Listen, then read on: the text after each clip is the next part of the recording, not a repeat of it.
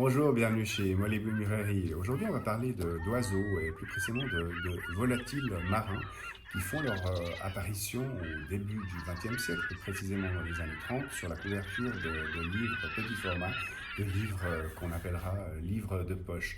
Albatros, pingouins, pélicans, et puis d'autres volatiles aussi sortent de l'œuf, comme les fameux corbeaux d'une maison d'édition italienne. Tout commence en fait avec The Albatros, une maison qui est basée à Hambourg, mais qui a une vocation universelle en traduisant des ouvrages d'auteurs de tous horizons en langue anglaise, donc à partir de l'Allemagne avec un design italien.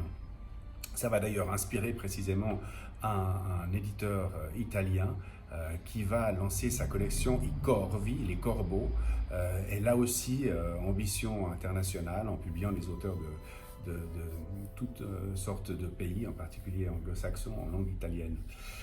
Bien sûr, en 1935, l'arrivée du fameux pingouin de Penguin qui inspire un designer qui s'appelle Young, Edward P. Young, qui va chercher l'inspiration pour son pingouin dans le zoo de Londres et qui va très rapidement offrir un compagnon de route à son pingouin avec le pélican qui orne les œuvres de non-fiction.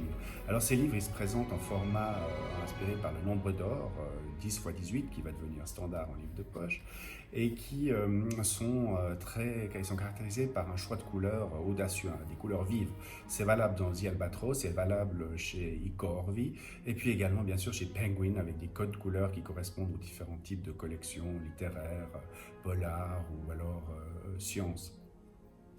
Eh bien, en fait, c'est pas tout à fait un hasard si on remonte un peu dans le temps de trouver des oiseaux marins, des animaux marins comme emblème de collection de poche. Parce que si on revient au XVe siècle, au début du XVIe siècle, il y a un éditeur vénitien qui lance une collection de livres dits portatifs, on disait pas poche, mais portatifs, des livres en petit format de classiques grecs qui diffusent dans l'Europe d'alors. Alors je vais chercher dans mes notes parce que je ne me souviens plus, il s'appelle Aldemanucci, voilà, 1449-1515, imprimeur et typographe vénitien.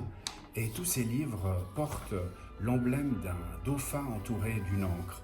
Comme quoi, voyez-vous, ce n'est pas anodin, en tout cas pas un hasard si les premières collections de poche au début du XXe siècle sont inspirées par des oiseaux marins qui bien évidemment élargissent l'horizon, ouvrent les yeux des lectrices et des lecteurs sur un monde sans frontières. À bientôt et au plaisir de vous retrouver.